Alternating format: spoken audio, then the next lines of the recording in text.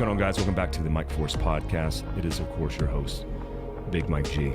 Like how I added the big there just to reinforce who's hosting this podcast. As always, the Mike Force is in honor of the quick reaction forces of Green Berets and Montagnards who would quick react to those in harm's way in Vietnam.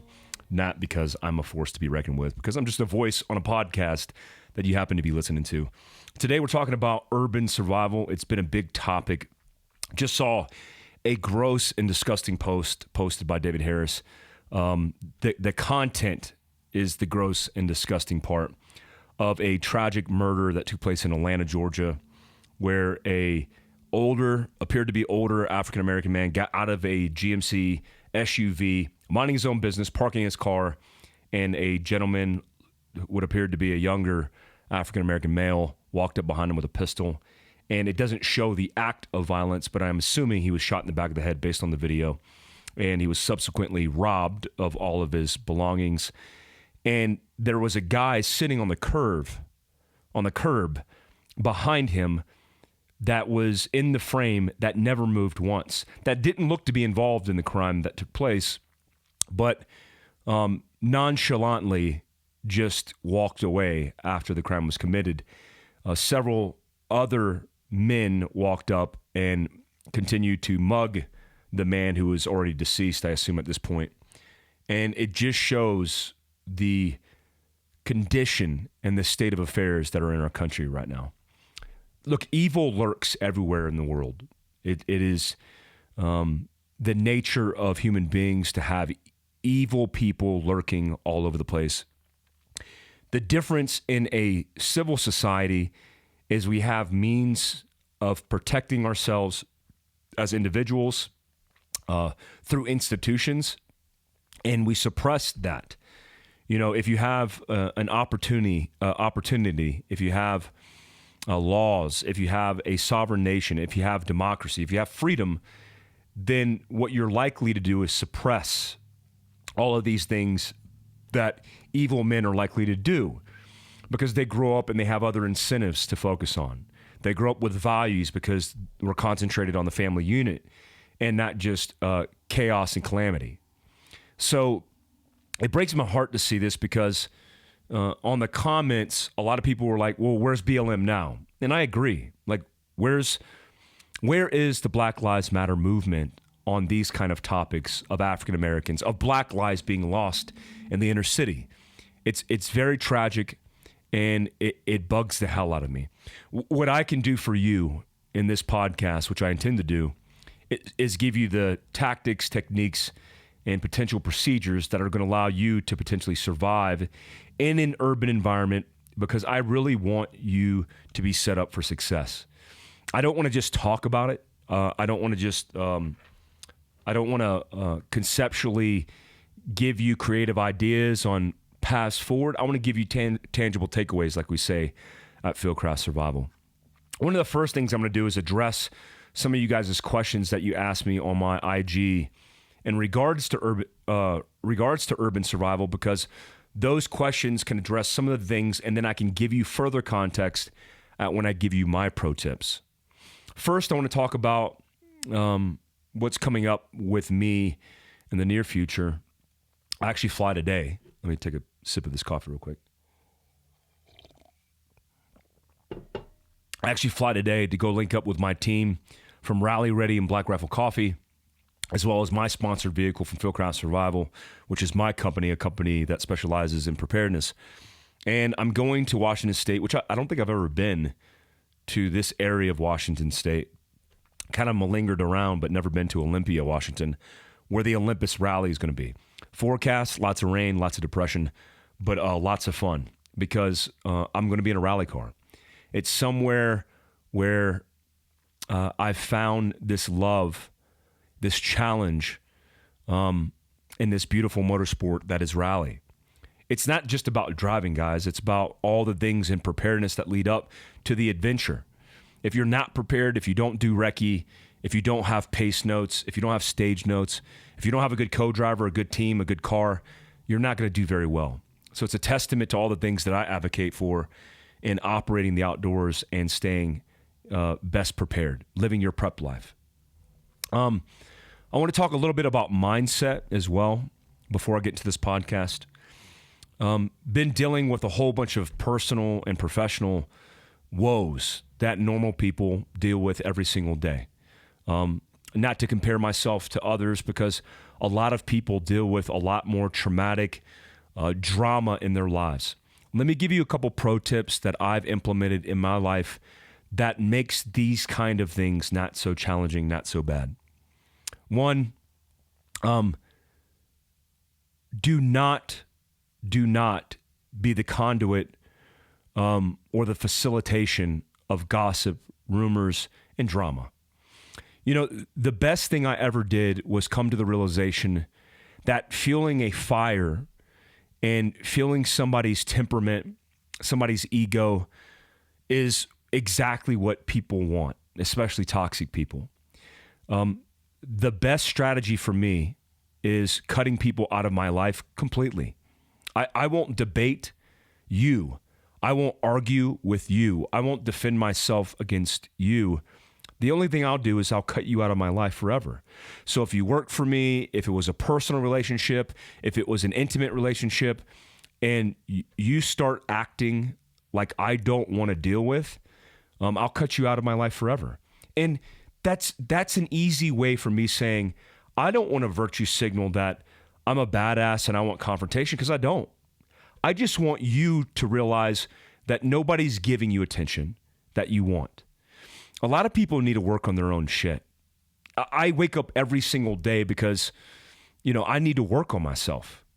And I'm egotistical in the fact that I am too concerned with working on myself to truly facilitate associates of mine who need to work on themselves. So I'm not going to argue. I'm not going to debate with you. I'm not trying to convince you.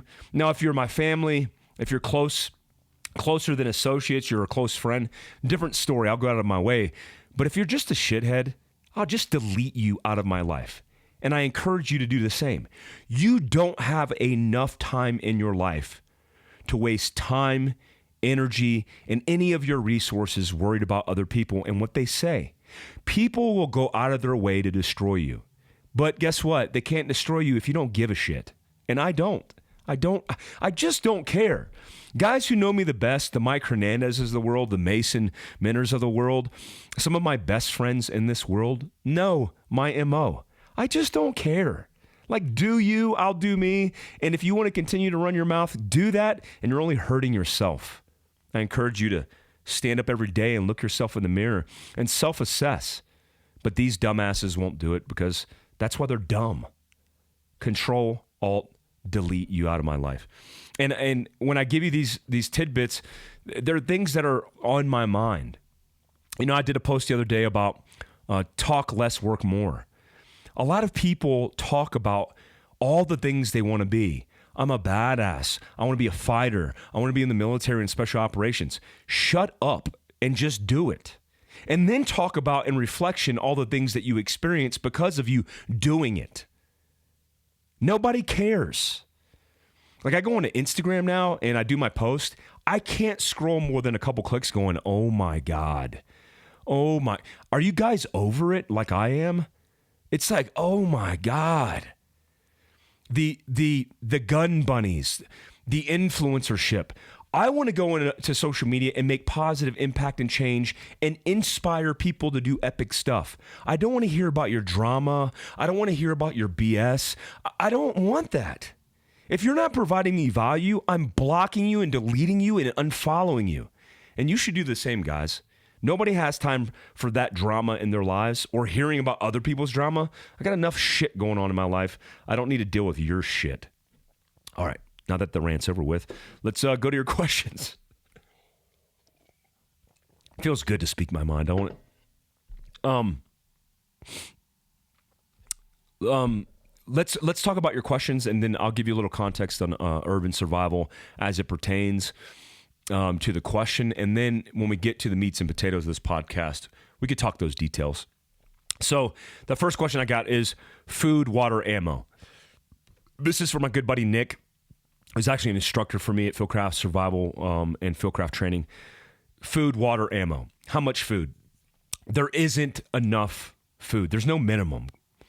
What I would encourage you to do is look at your supply chain, look at the population density around your area, look how much food you go through in an average week, and then analyze that and then plus up, right? 90 days, 120 days, a year, 2 years.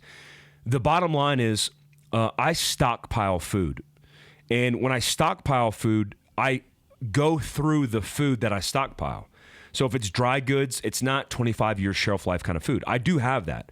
I have good food from Ready Hour. That's part of my Ready Hour is like 25-hour chow or 25-year chow. It's not the best chow to eat because it's 25-year. It's like the most dehydrated food on the planet. You have to boil it with like acid to get it to break down. But I like the ability of storing that and firing and forgetting. But I also like the ability to cycle through food. As much space as you have, as much of a budget as you have, you need to allocate that to store as much food as possible. Water, same deal. My recommendation on water is have the ability up front to store a period of water for a period of time and cycle through it. So if you're doing the gallon jugs, if you're doing the large jugs that you put in your refrigerator and that you use with a nozzle or a spigot, do that. But then have the back supply of containers, vessels, and ability to get water and then to purify and sanitize that water via different means. Chlorine dioxide, iodine tablets, Clorox bleach, the list goes on. Have the barrels readily available. If you live in Olympus or Olympia, Washington, and you're not capturing rainwater, you're wrong. You could be filtrating that water, using it as your drinking supply. That's a good water supply. You don't have to deal with water like people who live in Arizona, in Phoenix, Arizona, where it's super dry.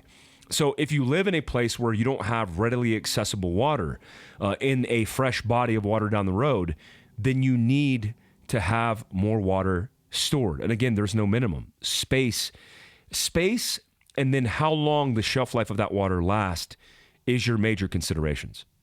Ammunition. Oh man, there's never enough of ammunition. My favorite are these stories where they go, yeah, they seized 2,000 rounds of ammo. And I'm like, you know, that meme where the little puppets like looking off to the side? Very comical. I have tens of thousands of rounds. Mike, why would you ever need that? Well, I train, I teach, and I want a surplus of ammunition because to me, ammunition is one of the best investments that you can invest in.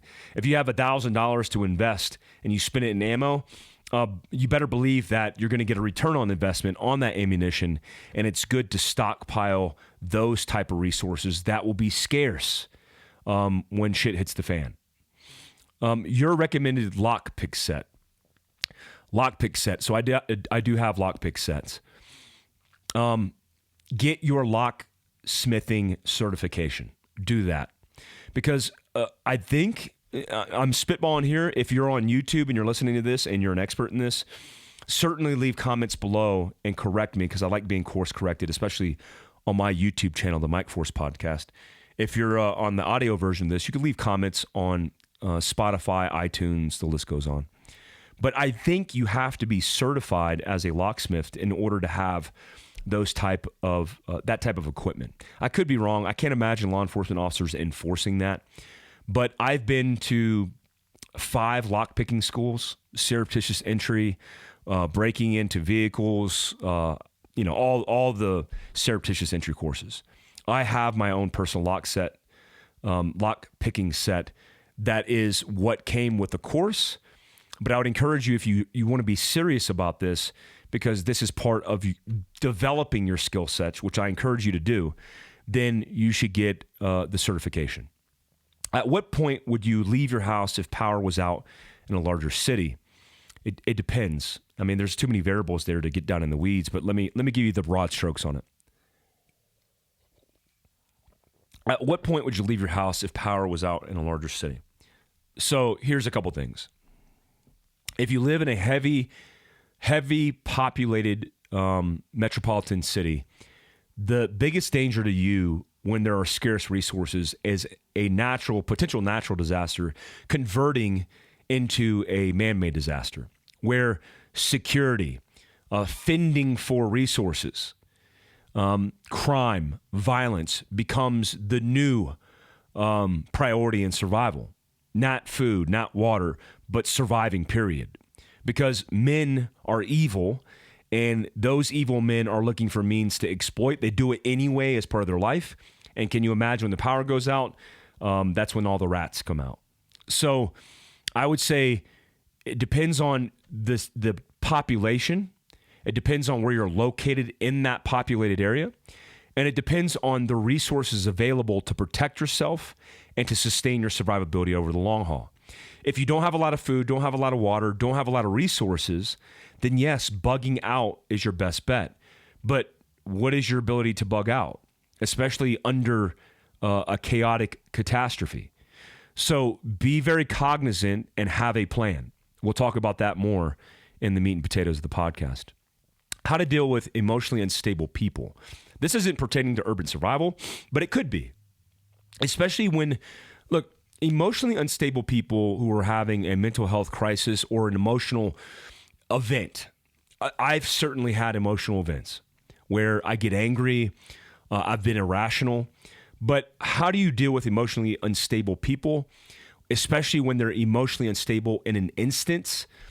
One, don't elevate or escalate trying to deal with them because they are in a different neurological response. Tony Blauer, a good friend of mine, has this seminar, which I recommend, especially if you're looking to diversify your training, on knowing fear. It's KNOWING, knowing fear. No to fear, no fear. When you know fear and you understand the mechanisms in yourself neurologically, that's translating to a physiological response, then you have control. You have an understanding of the symptoms. You could address the reality in real time as they happen, and they might compound themselves, leading to a snowball effect in the wrong direction, like downhill.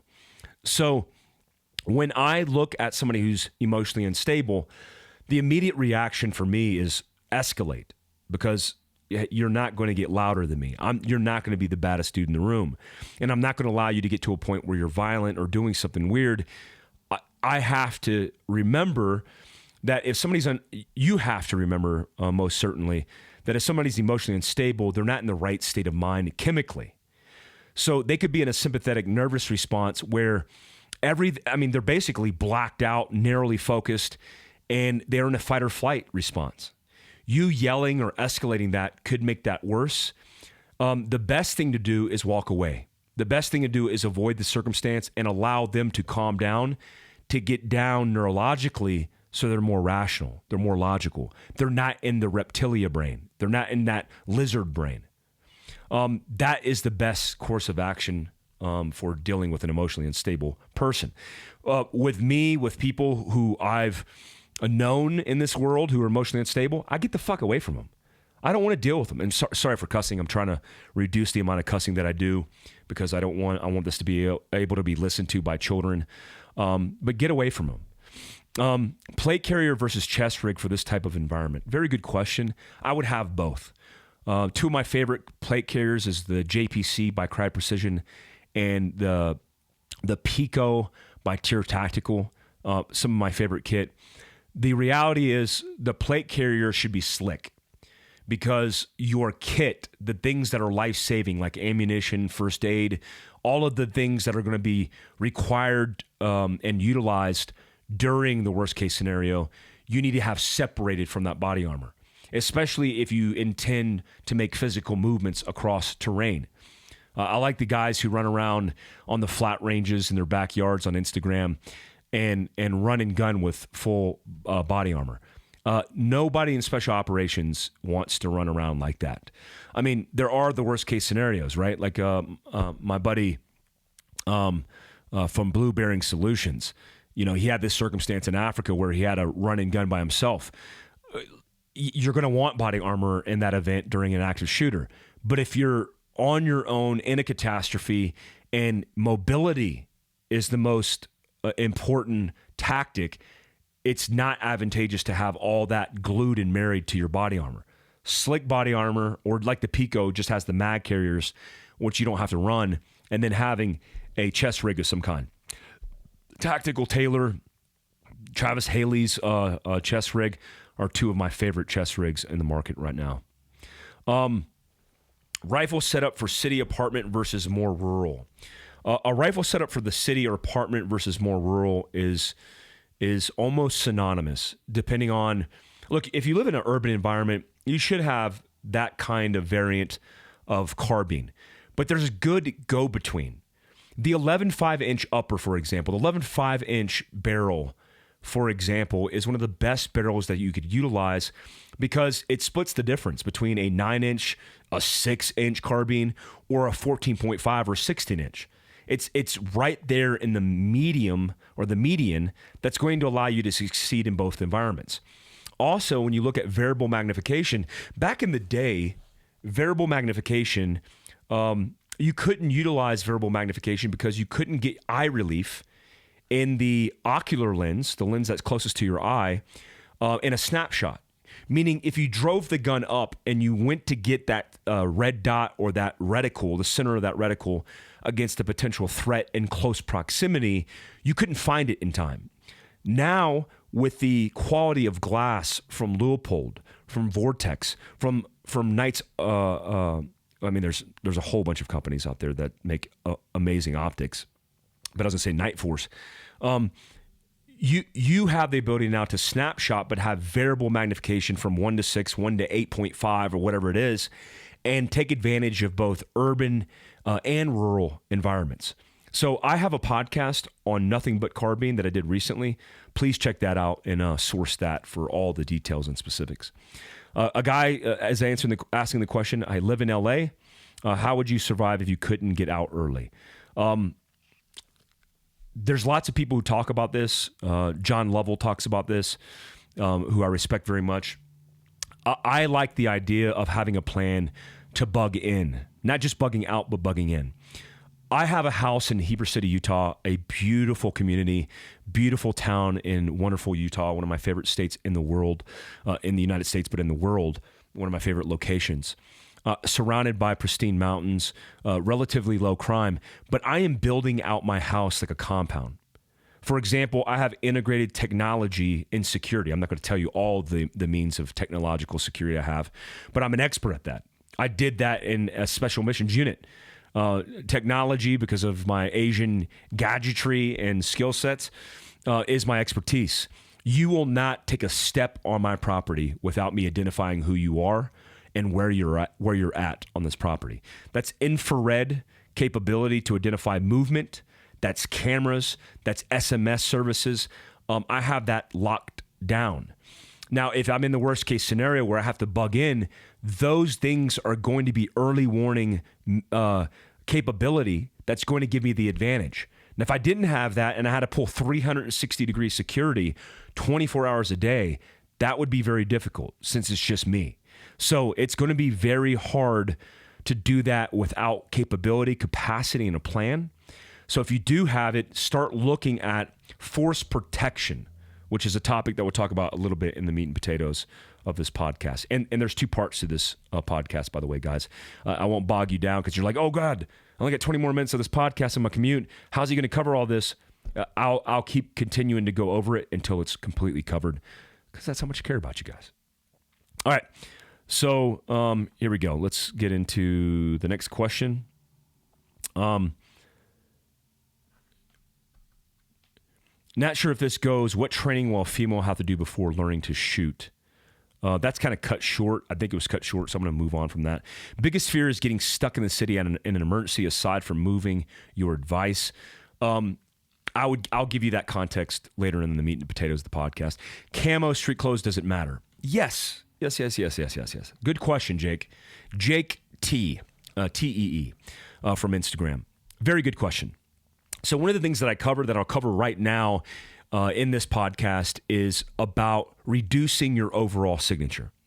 When I was in special operations, a lot of people thought low vis was putting on a burqa and, walking around a city street in Afghanistan. Your white ankles and tattoos would give you away very rapidly, or your man hands would give you away very rapidly. Hard to blend in an environment, especially that has cultural and ethnic differences, like Africa, the Middle East, name anywhere besides Europe. And what I've realized in a lot of people's understanding of low-vis or reduced signature operations is they don't really understand how deep down the rabbit hole you have to go. I mean, everything from makeup to buying clothes off the local economy to understanding the language.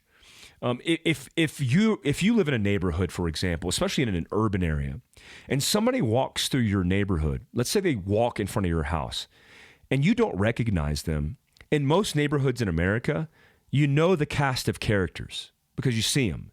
You know the local homeless guy. You know the local drug dealer. You know the local family. You know the local police officer. So the cast of characters determines the pattern. And when something stands out of that pattern, you immediately ping on it. Now, a lot of people who aren't trained will ping on that demeanor. It's called a demeanor hit. And you'll get that demeanor hit or that shift in the environment, and you'll go, it's nothing. But people who are trained, especially in situational awareness, they'll look at that and go, I should pay attention to this. This is not normal. There's something different here, and I'm going to do something deliberate here that might affect change, right? Or confirm or deny whether or not what I'm seeing is real or not, or could change the environment or my situation or not.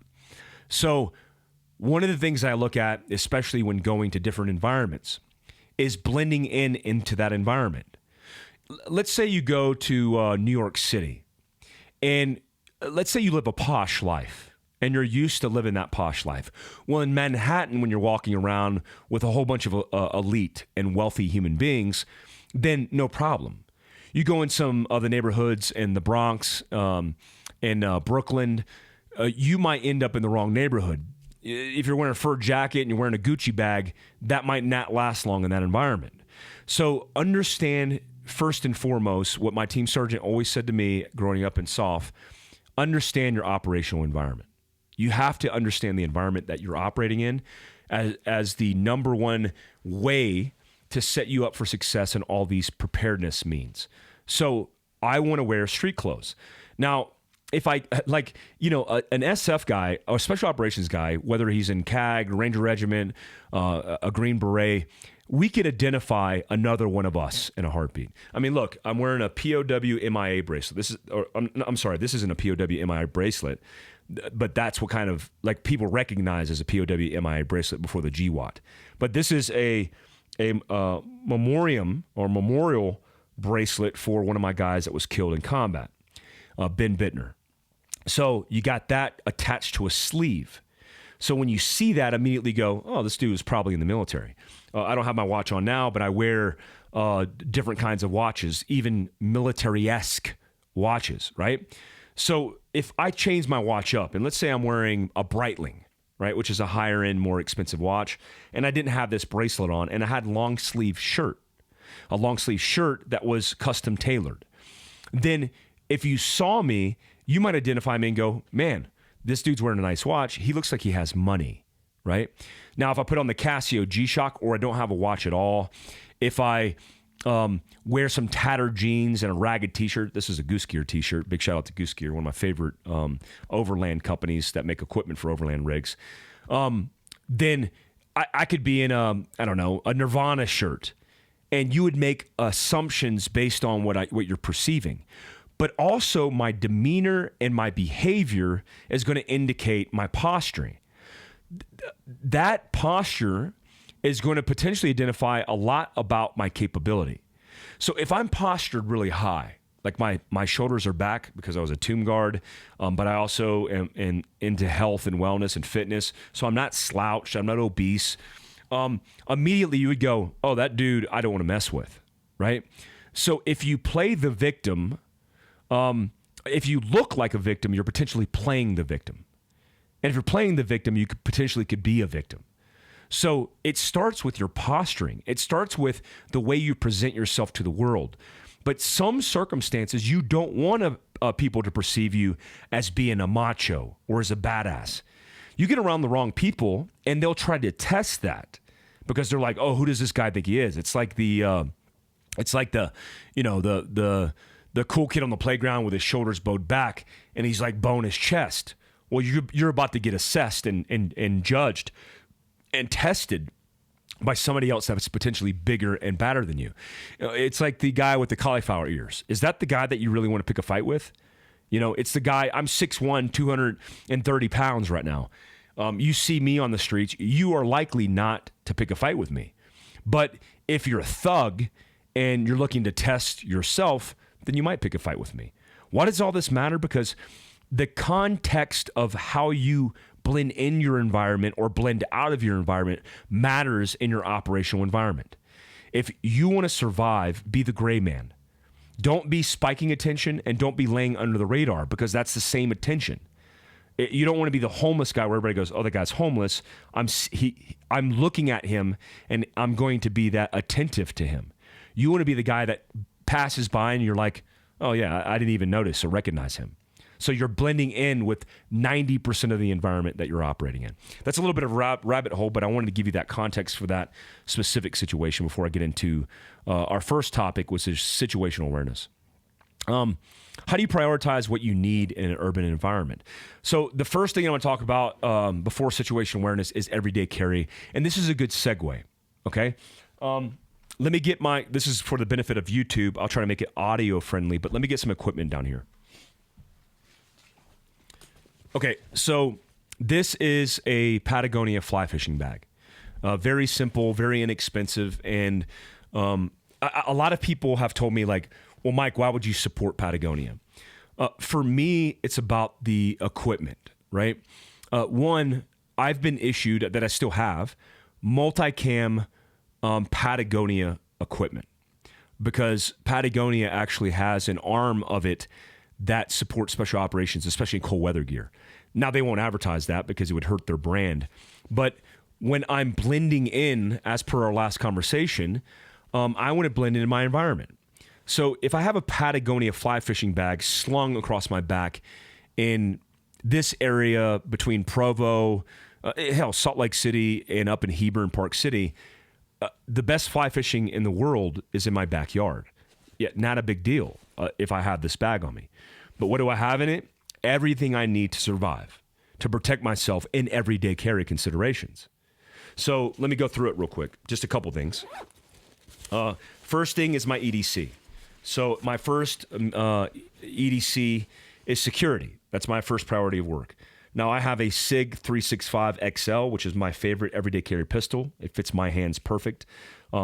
It's small for my hands because my hands are pretty big. You can see there on the YouTube. So it's a big hand. But the advantage of this is it's not too compact, but it also has good magazine capacity at 12 rounds, and I heard a rumor that this might increase. I haven't confirmed that rumor. I can't confirm or deny that. But, segue, if you are in Arizona, May 6th, 7th, and 8th, I will be in Ben Avery, which is a training complex north of Phoenix, for SIG Freedom Days. Please sign up for SIG Freedom Days. I want to see you. I want to see your happy faces. And I think I have convinced good old SIG, who just won the U.S. Army contract for the next machine gun, to allow me to be the first to shoot the LMG, their light machine gun, that shoots a new 6.8 cartridge. I will do that for YouTube for those that can't attend, but I will make that a live event. If I could do it, I'll post it on my social at mike.a.glover and come and see me. It's going to be awesome. But if I have this pistol, it's comfortable, it's compensated on the front end, so it reduces overall muzzle flip. And I like the ability of me to be able to grab this and almost get full purchase, 12 plus 1 in the chamber with textured grip. This is a laser stippled. That gives me a little bit more real estate. Now, here's what I'll tell you, because I'll be honest with you. I do not have one in the chamber in this gun. One of the reasons I don't have one in the chamber, which I don't advertise often, is I have children. Now, I'm saying that in the context, which you'll never see my kids, because I will never show you my kids, but I do have kids. So I don't want them to rummage through my bag because I'm not paying attention, and then pick up this bag, get this gun, and then drop the hammer. Because if they drop the hammer and they can't load it, my kids who are very young don't have the ability to chamber around in it. Now, it's a different consideration at a different age bracket, but right now, that's the condition. And so I also have this gun in my bag with no holster, because if you have a holster in this bag and you don't have a way to retain that holster, my magnet retention holster for this gun isn't out yet. When it does come out, there will be a means to retain it in a bag.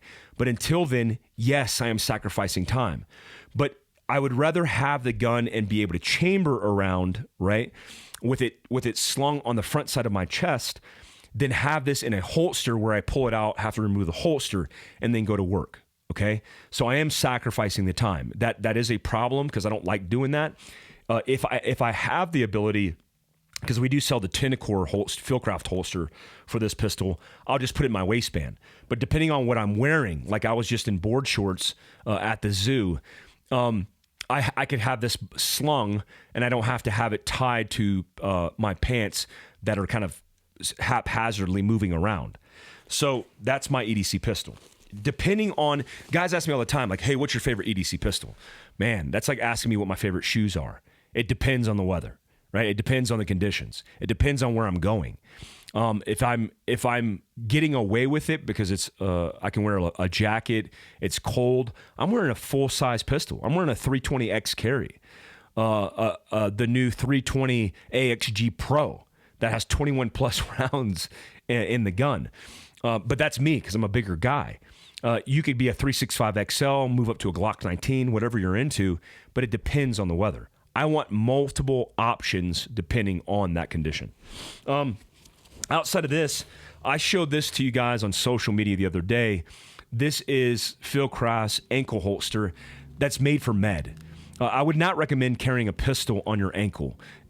Never say never, because depending on where you're at, I've done that before because of the restrictions or constraints. But this is primarily used for first aid. So in one pouch, I have tape. I have S-rolled gauze that has hemostat. I have a compression bandage for stopping the bleed. I have more combat gauze, and I have a tourniquet. Now, yeah, this is bulky, but I also have this as my med kit inside my bag. So this is good just to contain your first aid. This is not just for your ankle, but this is for your first aid that you could put in your bag, where when you resource this out of your backpack, out of your MERS, your European man satchel, you have all of your first aid in one place. So also, by the way, because it's Velcro, you have the ability to attach this on the back of your mobility bag or inside your 20, 40, or 80-liter bag from Fieldcraft Survival. And that's the advantage of this, right? This is not just for just your ankle, but this is for containing your first aid. And please have this. Please pay attention to this, and please carry it. I have a couple upgraded things because of me carrying this in my vehicle. Like I have a SAM splint. This is pretty big and bulky, but in this bag, it's not a big deal having it in here. And I have some other things, some personal items and stuff. I don't think that's anything weird, guys. But I have tactical tincture from the Wolf 21. Who doesn't have that? I have a screen. I have chapstick. I have that normal stuff.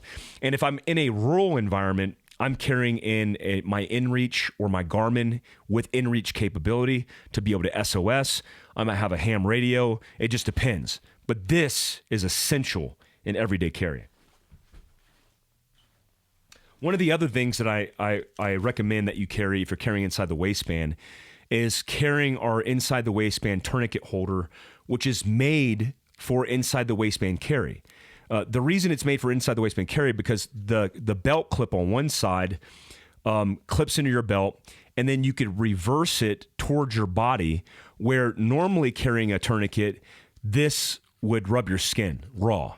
But we have this shield protecting it, and you can carry a North American Rescue Cat 7, or you can carry a TAC Solutions Soft T Wide. Please carry a tourniquet, guys. Have one on your person at all times, whether that's in a bag or in your pants, and have multiple versions of these inside your vehicle. I just did a giveaway, and 13,500 comments of people trying to enter this giveaway, which I love. Thank you for that support. and what it's going to make me do is do more giveaways. I think it's cool, like giving away stuff from Fieldcraft, but also packaging things together depending on what we're talking about. So I will center these conversations. Like I'm doing urban survival now. My next conversation will be rural survival. And then I'll get with Kevin Estella, our expert survival instructor, to give another giveaway centered around rural survival. It's actually really exciting. I don't know why I geek out about it, but it's cool to get people involved. I own a business, and I've never been good at being a salesman, but the giveaway thing is real cool because it has a positive impact. Like some of you guys can't afford this kit at fieldcraftsurvival.com, but you want to support the company, and this is a way for us to give back and also inspire and incentivize people to go out there and get this stuff. So when I look at EDC, I'm also thinking about the environment that I'm operating in. You know, a lot of people are tethered to vehicles, but you're tethered to vehicles that if you have a loadout in your vehicle, let's say you have, I don't know, let's say your whole vehicle's equipped with food, water, shelter, the ability to make fire, security, a truck gun, all that stuff. How often have you thought about displacing from that vehicle? If you're an overlander like me, Mike Hernandez, come see us at the Overland Expo, please do. Then you think about this stuff. Because if you're in the middle of nowhere, because I don't overland where there's people, I overland where there's no people, and I'm overlanding and something happens, I want to be able to bug out from that vehicle and displace, which means if I'm going to displace, meaning getting away, I want the ability for me to grab the contents that sustain my survivability and bug out. And I'm selfishly going to plug my stuff. This is one of our 40-liter bags. This is for mobility, but you can see it has a first aid pouch. It has our survival pouch, which is on the ground here. But it has the ability to load bear this, which means it has two straps like a backpack. We have that in 20-liter, which I recommend you carry in your passenger floor. 40-liter, which is good for more robust kit. 40 liters like your camp kit, all the things that are luxury items. That goes in the back seat. And then your 80-liter. Recovery, maintenance, tire repair, ropes, the list goes on. The dirty bag. Carry that in the back of your trunk, on top of your roof, wherever you have access to stuff, but it's not a priority. Because the idea is, if I'm in an urban environment and need to bug out like right now, if I'm at work, I need to be able to run to my vehicle, grab that bag, and know that it's loaded out with the appropriate equipment and leave. One of the bags that we have is the mobility bag. I share this story with you, and I know a lot have heard it, but some have not. Man, what's the date today? It actually might be the anniversary. Today's Thursday. Sorry, let me check this, guys, because I just want to see. It's coming up. The anniversary of one of my good friends' passings anniversary is coming up. And within a couple weeks of each other, this happened in different years. But I was behind a friend of mine who happened to be my team sergeant in Special Forces. And he was my sniper reconnaissance team sergeant in the Commanders in Extremist Force. And he was with his wife on a motorcycle. A car pulled out in front of him. I witnessed the whole accident. And I went to go back to my Jeep, which I still have. It's sitting in the yard over here. I went back to this Jeep, and I had a Molly. Molly is like the type of nylon material that you weave pouches through, which means it's adhered to the back of the seat. I went to go get that med or first aid equipment to go save, to attempt to save my buddy's life. His wife had already perished, but I wanted to try to save his life. And when I went back to that kit, I unzipped the first aid pouch because I couldn't remove it, and I had to take the contents, the bulk of the contents, which is why I came up with the ankle holster, which contains the med kit. I also had a mess of kit that I dropped at his wayside and tried to use and fumble through, and it cost me time. It did ultimately cost his life. There was no way of saving his life, looking back on it, after hearing the expertise from the paramedic who discussed why he did pass away tragically. But I made the mobility bag because of that event. Our mobility bag is a panel that's Velcro attached that has bigger pouches. Like all of this military gear and equipment that's kind of transitioned into mobility gear or overland gear or off-road gear is not been modified.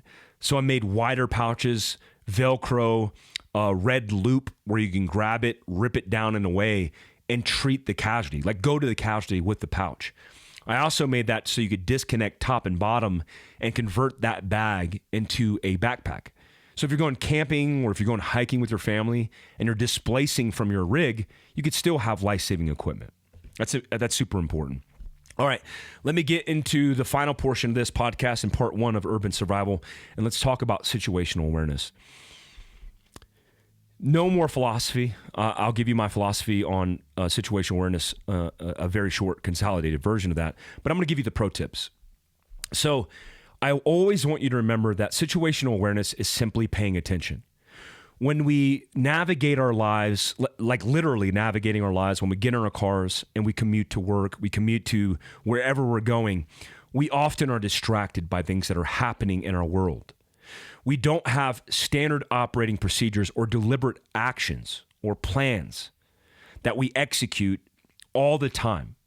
And some would say, well, that's okay because that's the luxury of freedom. And I would argue against that point and say, no, it is an individual responsibility. If you care about survival, if you care about self-protection and defense, especially for your family, that you always need to pay attention in certain specific instances where you're easily exploitable.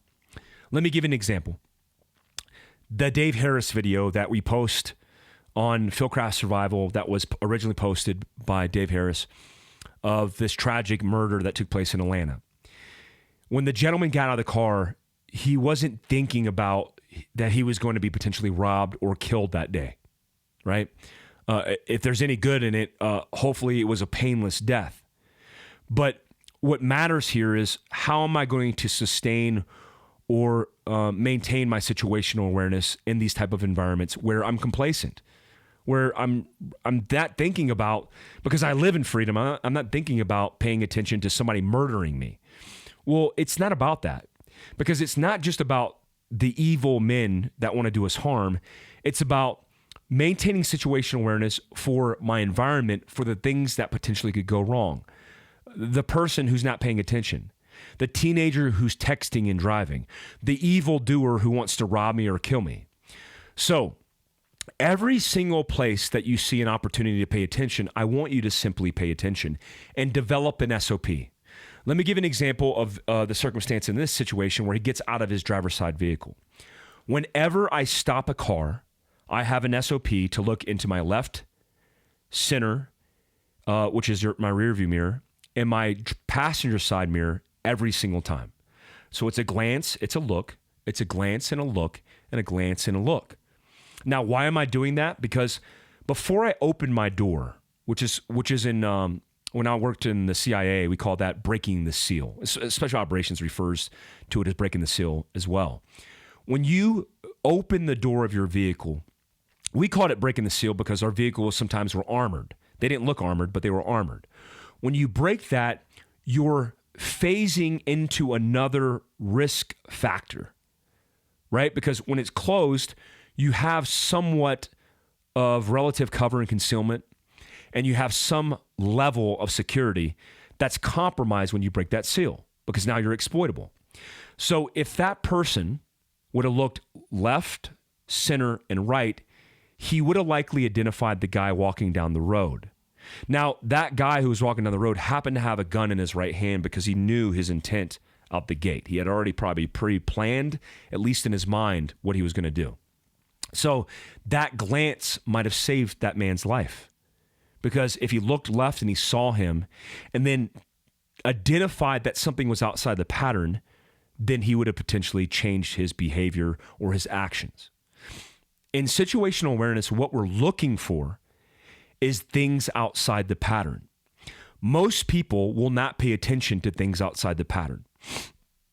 I've done this routinely because I have a cat, I have 2 dogs. This happened last night. I heard what sounded like something fall off the counter in the kitchen downstairs.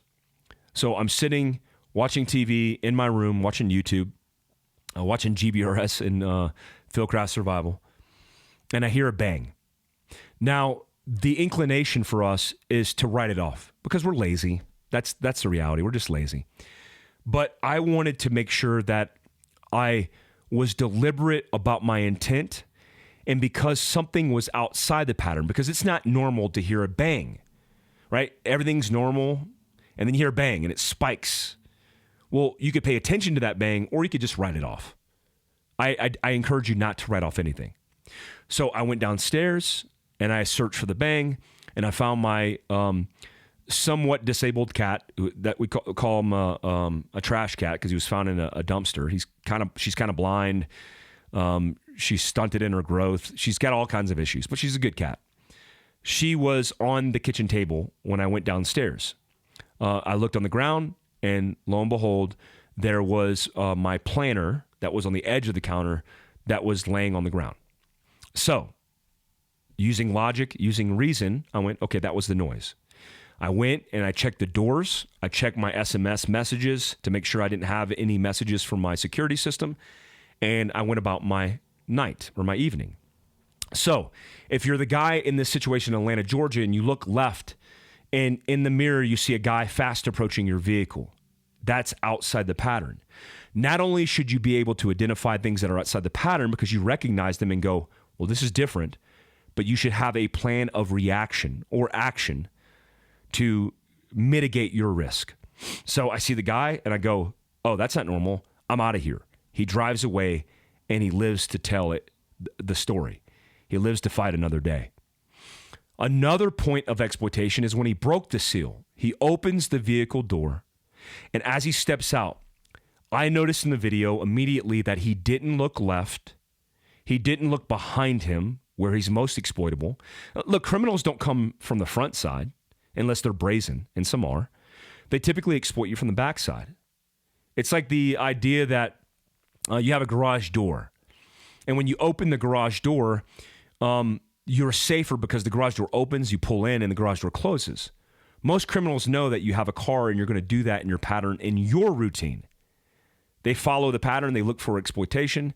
And as you pull in, they come in right behind you, and now you have no means of escape because you closed the door on yourself. Now, there is a means of escape because you crashed through your own door, but you get the point.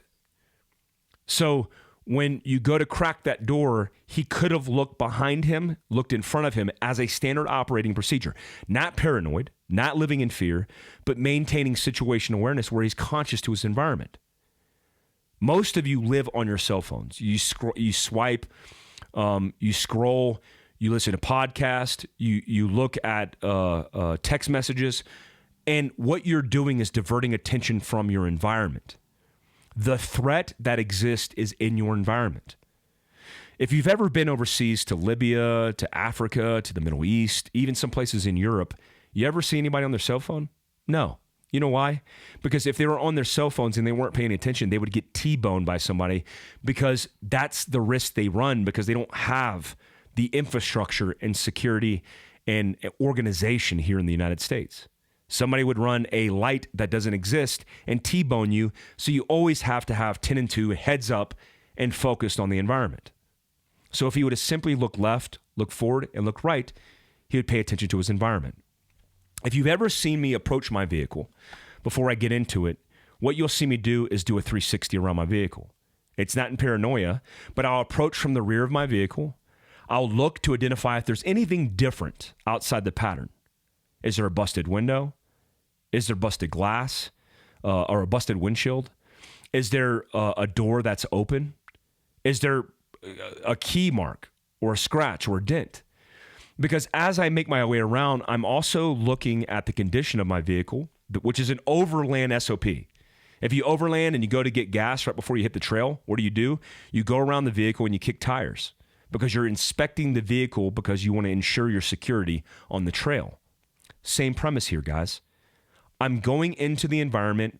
I left this environment in this condition. What I want you to think about is the same rules of firearm safety where you assume every firearm is loaded. If you live your life like that, then you assume that every place that you visit or go that you haven't had eyes on before, you have to collect the information that is going to make you not assume, but intentionally understand that the environment is not hazardous to your family and to yourself. So when I walk into a restaurant, for example, when I enter the door, I look left, I scan across the room, and I look right. I'm not looking at, the one way to identify threats is hands and demeanor. I'm looking at hands because it's called a handgun, not a foot gun. I'm looking at hands because that's where the threat usually comes from. And then I'm looking at demeanor. Right? If a guy's holding a knife in the kitchen and I look at his demeanor and realize he's the cook and he's doing the thing, then it's not the guy with the knife that's the threat, because you have to take the context of the situation.